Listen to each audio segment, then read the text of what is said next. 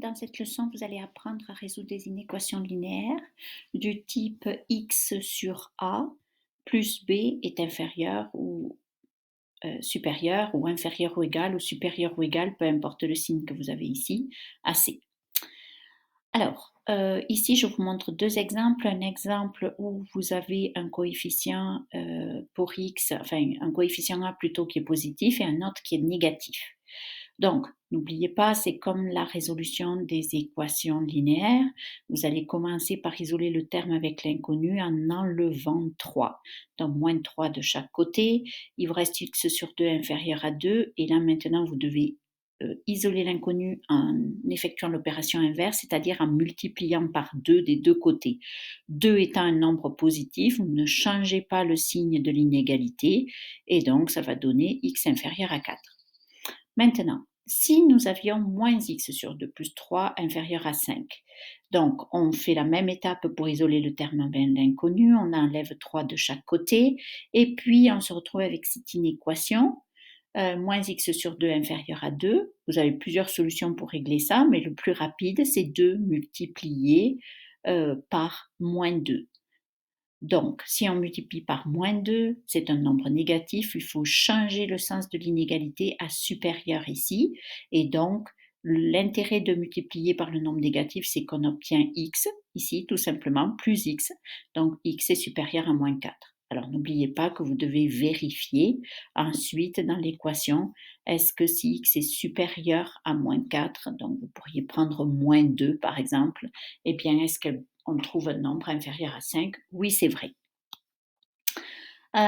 Pour les inéquations du type a fois bx plus c, donc inférieur ou supérieur à d, vous avez deux solutions pour faire ça. Alors, soit vous appliquez la distributivité, donc l'idée c'est toujours de revenir à une équation du type ax plus b, ax plus b supérieur ou inférieur à c. Donc c'est ce qu'on obtient ici en faisant la distributivité et ensuite on suit la méthode habituelle. Soustraire ici 10 et ensuite diviser tout par 4. Donc ici on a de toute façon la seule étape où on pourrait changer l'inégalité, c'est ici, mais on divise par un nombre positif, il n'y a pas de souci.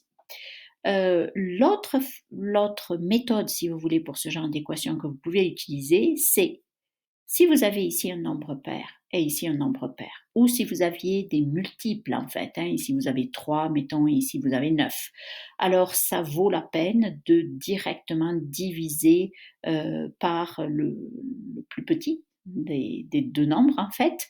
Donc ici, si on divise tout par 2, eh bien on obtient directement une équation de ce type-là. Voilà, mais ensuite, c'est les mêmes étapes que l'on suit. Donc, soustraire 5 d'abord, diviser par 2. Donc, puisqu'on divise par un nombre positif, on ne change pas le sens de l'inégalité.